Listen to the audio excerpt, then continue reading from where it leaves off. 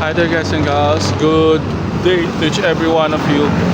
One sunny late afternoon. I'm here in Taytay Rizal.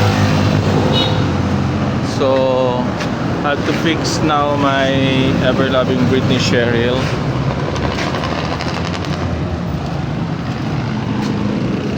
These are the parts that they have to these are the parts that they be needing that I'll be needing. So it costs roughly estimate of 14,000, but it still depends. I asked for discount.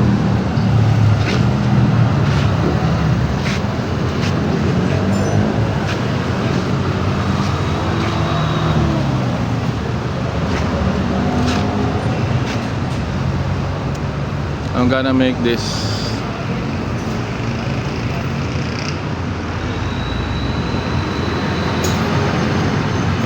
I'll just have to wait for a while because they're doing the other car. Bye for now. Shout out to each every one of you.